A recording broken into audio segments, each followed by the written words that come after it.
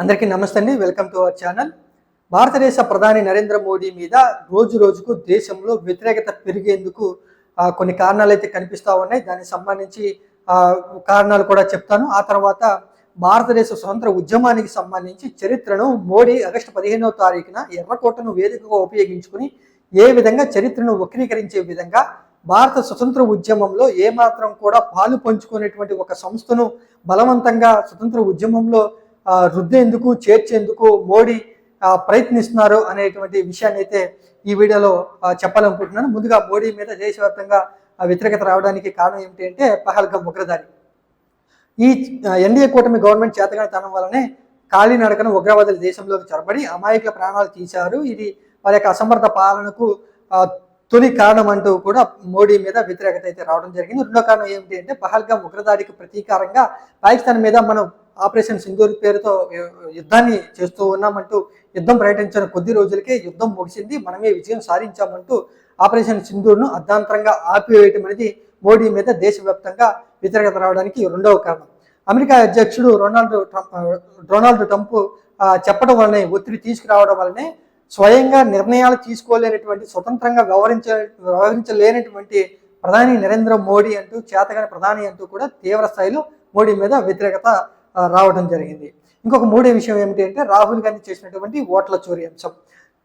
కొన్ని ఆధారాలు చూపిస్తూ ఎన్నికల కమిషన్ ఏ విధంగా మోడీ ఉపయోగించుకుని మూడోసారి ప్రధాని అయ్యారో కొన్ని ఆధారాలు కూడా ఆయన చూపించడం జరిగింది. ఈ ఆధారాలు చూసిన తర్వాత మోడీ మీద తీవ్ర స్థాయిలో దేశవ్యాప్తంగా వ్యతిరేకత చర్చ మరింత బలపడింది అనేటువంటి విషయం స్పష్టంగా తెలుస్తుంది. ఇక తాజాగా నాలుగో అంశం ఏమిటి అంటే ఈ విమర్శన అస్త్రాన్ని దేశ ప్రజల ముందు మోడీని విమర్శించేటువంటి విమర్శకులకు మోడీయే చేజేతుల దేశం ముందైతే ఉంచడం జరిగింది.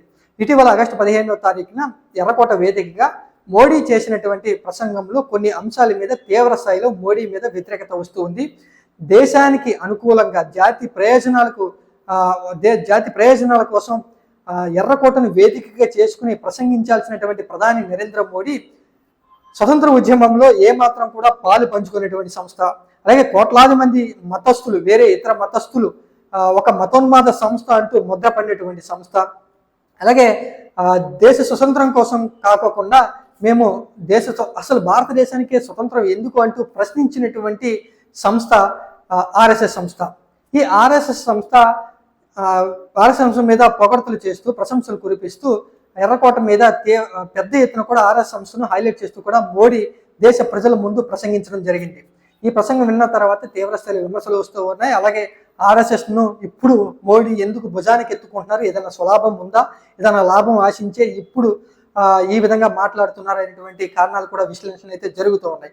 ముందుగా మోడీ ఏం చెప్తూ ఉన్నారు ఆర్ఎస్ సంస్థ గురించి అనేటువంటి విషయాల్ని ఒక్కొక్కటిగా అయితే చూద్దాం. ముందుగా ఆర్ఎస్ సంస్థకు ప్రపంచంలోనే అతిపెద్ద ప్రభుత్వేతర 100 ఏళ్ల చరిత్ర కలిగినటువంటి సంస్థ ఆర్ఎస్ఎస్ సంస్థ అంటూ మోడీ కితాబ్ అయితే ఇవ్వడం జరిగింది. ఒకసారి నిజంగా ఆర్ఎస్ సంస్థ ప్రభుత్వేతర సంస్థనా అంటే ఆర్ఎస్ఎస్ సంస్థయే రూపాంతరం చెందుతూ రాజకీయం చేసేందుకు,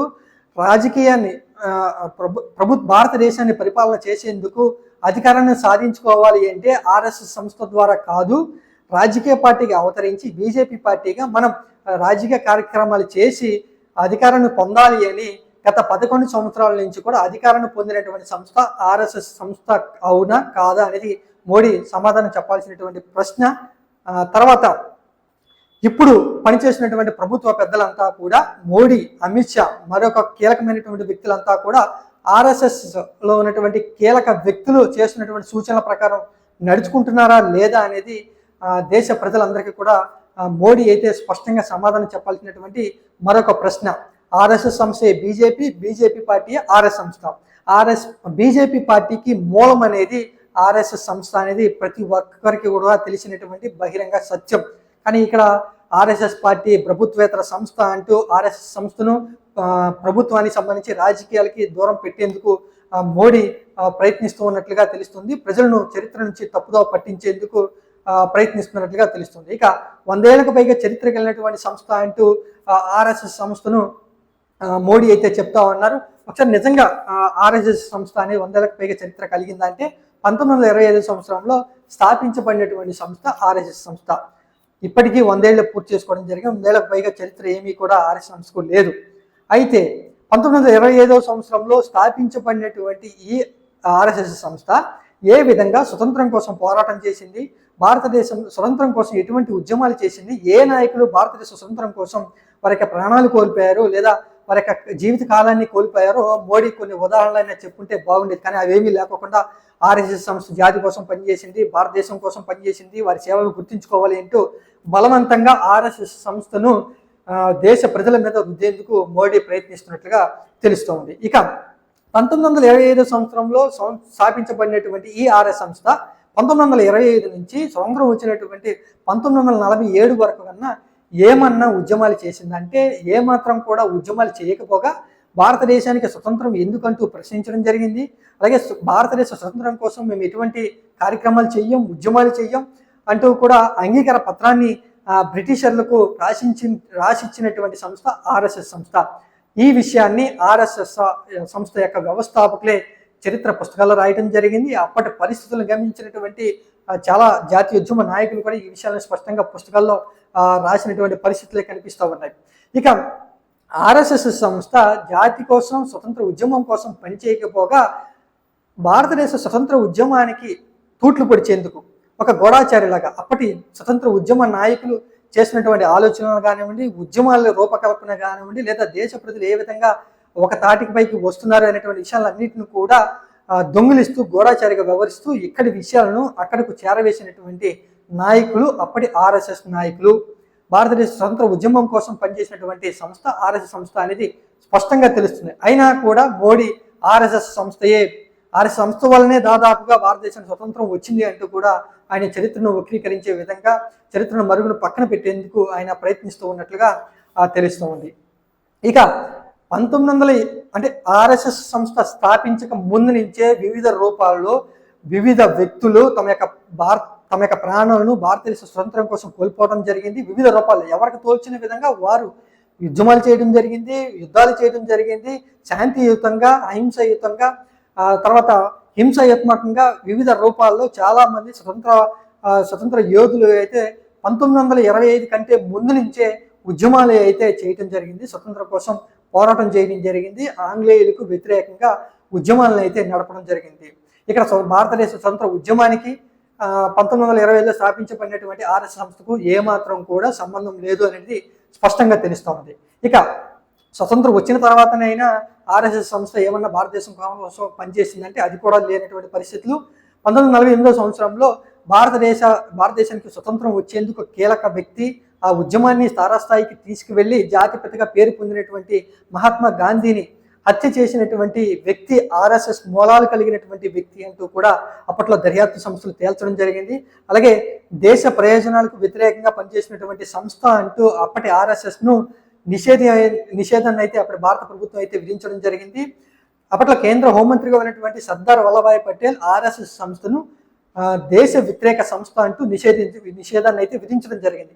కానీ ఇప్పటి నాయకులు అదే సర్దార్ వల్లభాయ్ పటేల్ను పెద్ద ఎత్తున కూడా పొగడ్తలు ముంచెత్తుతూ మేమే అంటే మా బీజేపీ పార్టీయే సర్దార్ వల్లభాయ్ పటేల్ను గుర్తింపునిచ్చి అతిపెద్ద విగ్రహాన్ని మేము పెట్టామంటూ కూడా నివాళులు అర్పిస్తున్నామంటూ కట్ట ప్రేమను ప్రకటిస్తున్నటువంటి ఈ బీజేపీ పార్టీ నాయకులు గుర్తెచ్చుకోవాల్సింది ఏమిటి అంటే ఆ బీజేపీ పార్టీకి మూలమైనటువంటి ఆర్ఎస్ఎస్ సంస్థ దేశ వ్యతిరేక సంస్థ అంటూ నిషేధం విధించినటువంటి వ్యక్తి సర్దార్ వల్లభాయ్ పటేల్. ఇక ఆ తర్వాత దేశానికి వ్యతిరేకంగా మేము పనిచేయమా అంటూ మా మీద నిషేధం ఎత్తేయండి అంటూ కూడా అప్పటి భారత ప్రభుత్వానికి అంగీకార పత్రాలు రాసినటువంటి సంస్థ ఆర్ఎస్ఎస్ సంస్థ. అప్పట్లో భారతదేశానికి వ్యతిరేకంగా మేము పనిచేస్తాం, భారతదేశం కోసం మేము కాదు, మా మతం కోసం క్రైస్తవులకు వ్యతిరేకంగా, హిందువులకు వ్యతిరేకంగా, కమ్యూనిస్టులకు వ్యతిరేకంగా మేము పనిచేస్తాం తప్ప భారతదేశం కోసం మేము కాదు అంటూ మొదటి అంగీకార పత్రాన్ని రాసినటువంటి ఆర్ఎస్ఎస్ సంస్థ రెండోసారి భారతదేశం కోసం పనిచేస్తామంటూ కూడా అప్పటి భారత ప్రభుత్వం దగ్గర అంగీకార పత్రాన్ని రాయడంతో ఆర్ఎస్ఎస్ సంస్థ మీద అప్పటి ప్రభుత్వం నిషేధాన్ని అయితే ఎత్తివేయడం జరిగింది. ఆ తర్వాత నుంచన్నా ఏమన్నా భారతదేశం కోసం ఏమన్నా జాతి జాతికి సంబంధించి భారతదేశ అభివృద్ధికి సంబంధించి ఏమన్నా పాటుపడిందంటే అటువంటి పరిస్థితులు ఎక్కడో కూడా లేవు. స్వతంత్రం వచ్చిన దగ్గర నుంచి జరిగినటువంటి మత కల్లోలలో ఆర్ఎస్ఎస్ పాత్ర బలంగా ఉంది అంటూ చాలా మంది కూడా విమర్శలు చేయడం జరిగింది. దానికి సంబంధించి ఆధారాలు కూడా బయట పెట్టడం జరిగింది. చాలా దర్యాప్తు సంస్థలు కూడా భారతదేశంలో మత కల్లాలు జరుగుతున్నాయంటే హిందూ మతం కాకుండా వేరే ఇతర మతాల మీద దాడులు ఏమన్నా జరుగుతూ ఉన్నాయి, హింసాత్మక ఘటనలు జరుగుతూ ఉన్నా వాటికి మూలాలు ఆర్ఎస్ఎస్లో ఉన్నాయంటూ కూడా ఆధారాలు కూడా చూపించడం జరిగింది. ఆ తర్వాత భారతదేశ స్వతంత్ర ఉద్యమానికి చిహ్నమైనటువంటి జాతీయ జెండాను ఏమాత్రం కూడా అంగీకరించినటువంటి సంస్థ ఆర్ఎస్ఎస్. సంవత్సరం వచ్చిన దగ్గర నుంచి కూడా 20వ శతాబ్దంలో కూడా మేము జాతీయ జెండా అంగీకరించమంటూ చెప్పినటువంటి సంస్థ. అలాగే మా సంస్థలకి కొంతమంది వ్యక్తులు దొంగతనంగా వచ్చి మా ప్రమేయం లేకుండా భారతదేశ జెండాను ఆవిష్కరణ చేశారు అంటూ జాతీయ జెండాకి సంబంధించి కేసు పెట్టినటువంటి సంస్థ ఆర్ఎస్ఎస్ సంస్థ. ఇప్పటికీ కూడా ఆ కేసుకు సంబంధించి చరిత్ర పుస్తకాలు అలాగే ఉన్నాయి. చాలామంది జాతీయ ఉద్యమ నాయకులు కూడా తర్వాత స్వతంత్రం వచ్చిన తర్వాత చాలామంది నాయకులు కూడా ఈ విషయాల్ని తెలియజేస్తూ భవిష్యత్ తరాలకు అందిస్తూ కూడా ఆర్ఎస్ సంస్థ యొక్క భాగవతాలను చాలామంది పుస్తకాల రూపంలో బయట పెట్టడం జరిగింది. మొత్తంగా ఈ విధంగా ఆర్ఎస్ఎస్ సంస్థ యొక్క పుట్టుక యొక్క మొత్తంగా పనితీరు అనేది ఆ యొక్క కాలానుగుణంగా ఆర్ఎస్ సంస్థ ఏ విధంగా వ్యవహరించింది అనేది ప్రజలందరికీ కూడా తెలిసినా కూడా ఈ చరిత్రను పక్కదారి పట్టించేందుకు బలవంతంగా జాతీయ ఉద్యమంలో తర్వాత స్వతంత్రం వచ్చిన తర్వాత ఆర్ఎస్ఎస్ పాత్ర కీలకంగా ఉంది అంటూ ఆర్ఎస్ఎస్ పాత్రను బలవంతంగా భారతదేశంలో రుద్దేటువంటి ప్రయత్నాన్ని అయితే మోడీ చేస్తున్నారు అనేటువంటి విషయం స్పష్టంగా తెలుస్తోంది. ఇక అతిపెద్ద ప్రభుత్వేతర సంస్థ అనేటువంటి విషయాన్ని ఆయన చెప్పారు. ఈ విషయంలో కూడా మోడీ ఒకసారి ఆత్మ పరిశీలన చేసుకోవాల్సినటువంటి పరిస్థితి. బీజేపీ పార్టీయే ఆర్ఎస్ఎస్ఏ బీజేపీ పార్టీ. ఇంకా ఇప్పుడు ఆర్ఎస్ఎస్ సంస్థ మీద మోడీ వల్లమైనటువంటి ప్రేమ ఎందుకు పూస్తూ ఉన్నారు, ఎందుకు ఒలకబోస్తూ ఉన్నారు, లేదా ప్రశంసలు ఎందుకు కురిపిస్తూ ఉన్నారు? గతంలో చాలాసార్లు ఎర్రకోట మీద జాతీయ జెండా ఆవిష్కరణ చేసిన సందర్భంలో ఏ ఒక్కసారి కూడా ఆర్ఎస్ఎస్ సంస్థను భుజానికి ఎత్తుకునేటువంటి తలకెత్తుకునేటువంటి మోడీ ఇప్పుడే ఎందుకు ఈ విధంగా ప్రశంసిస్తూ ఉన్నారు? దేశ ప్రజలను ముందు ఆర్ఎస్ఎస్ సంస్థను ఒక సూపర్ సంస్థగా ప్రొజెక్ట్ చేసేందుకు ప్రయత్నిస్తూ ఉన్నారంటే ముందుగా ఆర్ఎస్ఎస్ను ప్రసన్నం చేసుకునేందుకు, ఆర్ఎస్ఎస్ పెద్దలను వారి యొక్క ఆశీస్సులు పొందేందుకు, వారిని ప్రసన్నం చేసుకుని తన యొక్క పదవి కాలాన్ని మరికొన్ని సంవత్సరాల పాటు పొడిగించుకునేందుకే మోడీ ఈ విధంగా ఆర్ఎస్ఎస్ సంస్థను పొగుడుతున్నారు అనేటువంటి విషయం స్పష్టంగా తెలుస్తుంది. దానికి సంబంధించి ఉదాహరణ ఏమిటి అంటే బీజేపీ పార్టీలో 75 సంవత్సరాల వయస్సు పరిమితి అనేది ఒక నిబంధన అయితే ఉండడం జరిగింది. 75 సంవత్సరాలు దాటినటువంటి వ్యక్తులు బీజేపీ పార్టీ నుంచి రాజకీయ కార్యక్రమాల నుంచి అలాగే పదవులు తీసుకునేటువంటి అర్హత అయితే లేదు. దానికి సంబంధించి గతంలో ఈ యొక్క అర్హతను చూపిస్తూ ఎల్కే అద్వానీని, ప్రధాని కావాల్సినటువంటి వ్యక్తిని ఎల్కే అద్వానీని పూర్తిగా ఆ పదవి రాకోకుండా అడ్డు తొలగించుకోవడం, సుష్మా స్వరాజ్కి సంబంధించి కూడా కీలకమైనటువంటి వ్యక్తి బీజేపీ పార్టీలో నుంచి 75 సంవత్సరాల వయసు పరిమితిని ఒక బూచిగా చూపించి ఆమెను కూడా తొలగించినటువంటి పరిస్థితి. ఇప్పుడు రాబోయేటువంటి సెప్టెంబర్ నెలలో మోడీకి 75 సంవత్సరాలు అయితే నిండబోతూ ఉన్నాయి. ఈ 70 సంవత్సరాలు నిండితే బీజేపీ పార్టీలో ఉన్న నిబంధన ప్రకారం మోడీ అర్ధాంతరంగా ప్రధాని పదవి నుంచి దిగిపోవాల్సినటువంటి పరిస్థితులు అయితే ఉన్నాయి. ఆ గండాన్ని గట్టెక్కేందుకే ఆర్ఎస్ఎస్ పెద్దలను ప్రసన్నం చేసుకునేందుకే, అలాగే కొన్ని రోజుల క్రితం ఆర్ఎస్ఎస్లో ఉన్నటువంటి కీలకమైనటువంటి మోహన్ భగవత్ 70 సంవత్సరాల నిబంధనను గుర్తు చేస్తూ మాట్లాడినటువంటి మాటలు అనేది మోడీకి ఒక భయాన్ని, ఒక ఉలికిని పుట్టించాయి. కాబట్టే ఎర్రకోట సాక్షిగా భారతదేశ స్వతంత్ర ఉద్యమంలో ఆర్ఎస్ఎస్ పాత్ర గణనీయంగా ఉంది అంటూ ఆర్ఎస్ఎస్కు ఒక గాలి కొట్టేటువంటి ప్రయత్నం అయితే మోడీ చేస్తున్నారు అనేది స్పష్టంగా తెలుస్తుంది. ఇక బీజేపీ పార్టీలో జాతీయ అధ్యక్షుడి ఎన్నిక విషయంలో కూడా ఆర్ఎస్ఎస్కి మోడీకి చెడింది అనేటువంటి విషయం కూడా చాలా సందర్భాల్లో కూడా కొంతమంది వ్యక్తులు ప్రస్తావించడం జరిగింది. అలాగే ప్రస్తుతం ఆర్ఎస్ఎస్ సంస్థ మీద తీవ్ర స్థాయిలో వ్యతిరేకత రావడానికి మోడీ అమిత్ షాలు అవలంబిస్తున్నటువంటి వ్యతిరేక విధానాల వల్లనే ఆర్ఎస్ఎస్ దేశంలో ప్రభావశీలంగా ఎదగలేకపోగా ఆర్ఎస్ఎస్ మీద దేశ ప్రజల్లో తీవ్రస్థాయి వ్యతిరేకత రావడానికి కారణమవుతున్నారు వీళ్ళిద్దరూ అంటూ పెద్ద ఎత్తున కూడా ఆర్ఎస్ఎస్లో ఉన్నటువంటి ముఖ్య నాయకులు వారి మీద వ్యతిరేకంగా ఉన్నారు అనేటువంటి ఒక సమాచారం మోడీకి, అమిత్ షాకి ఉంది అనేటువంటి విషయం స్పష్టంగా తెలుస్తుంది. దాని వల్లనే వారిని ప్రసన్నం చేసుకునేందుకే ఈ విధంగా మోడీ మాట్లాడుతున్నారు అనేటువంటి విషయం స్పష్టంగా తెలుస్తుంది. ఇక బీజేపీ జాతీయ అధ్యక్షుడిగా తమకు అనుకూలమైనటువంటి వ్యక్తిని నియమించుకోవాలని ఆర్ఎస్ఎస్ భావిస్తూ ఉంది ఆర్ఎస్ పార్టీ. ఇక వీరికి అనుకూలంగా ఉన్నటువంటి వ్యక్తిని పెట్టుకోవాలి, బీజేపీ పార్టీని పూర్తిగా మా కనుసన్నల్లోనే నడిపించుకోవాలి అని మోడీ, అమిత్ షాలు ప్రయత్నిస్తున్నారు అని ఒక భావన అనేది వీరిలో ఉండడంతో మొత్తంగా ఆర్ఎస్ఎస్కి మోడీ, అమిత్ షాల యొక్క ద్వయానికి చెడింది. కాబట్టి వీరి మధ్య మళ్ళీ సత్సంబంధాలు రావడానికి, వారిని ప్రసన్నం చేసుకునేందుకు, ప్రధాని పదవిని ఇంకో 3.5 ఏళ్ల పాటు పొడిగించుకునేందుకే మోడీ ఈ విధంగా ఎర్రకోట మీద ఆర్ఎస్ఎస్ను భుజానికి ఎత్తుకున్నారు, నెత్తికి ఎక్కించుకున్నారు అనేటువంటి విషయం స్పష్టంగా తెలుస్తుంది. అయితే మొత్తంగా కనుక చూసుకుంటే ఆర్ఎస్ఎస్ పార్టీకి భారత జాతీయ స్వతంత్ర ఉద్యమంలో ఎటువంటి క్రియాశీలక గణనీయమైనటువంటి పాత్ర లేదు. భారతదేశానికి స్వతంత్రం ఎందుకు అని ప్రశ్నించినటువంటి ఆ సంస్థయే ఇప్పుడు రూపాంతరం చెంది బీజేపీ పార్టీగా భారతదేశంలో దేశాన్ని పరిపాలన చేస్తుంది అనేది దేశ ప్రజలందరూ కూడా గమనిస్తూనే ఉన్నారు. అలాగే ఎంతమంది వ్యక్తులు ఎవరు ఆర్ఎస్ఎస్ పార్టీని కానివ్వండి లేదా స్వతంత్ర ఉద్యమంలో లేనటువంటి వ్యక్తులను చొప్పించేందుకు బలవంతంగా వృద్ధేందుకు ప్రయత్నిస్తున్నా కూడా గత చరిత్ర పుస్తకాలు గత చరిత్ర అంతా కూడా పూర్తిగా నాయకుల యొక్క బండారాన్ని కూడా బయటపెట్టేటువంటి పరిస్థితులు స్పష్టంగా ఇప్పుడు అందుబాటులో ఉన్నాయి. అలాగే రాబోయేటువంటి భవిష్యత్ తరాలు కూడా ఈ నాయకులు చెప్పేటువంటి మాటలు కాకుండా చరిత్ర పుస్తకాలు చరిత్ర తెలుసుకుంటే కనుక భారతదేశ స్వతంత్ర ఉద్యమం యొక్క పూర్తి చరిత్ర అనేది మరికొంతకాలం పాటు ఎటువంటి ఇబ్బందులు లేకుండా కొనసాగేటువంటి పరిస్థితులు అయితే ఉన్నాయి.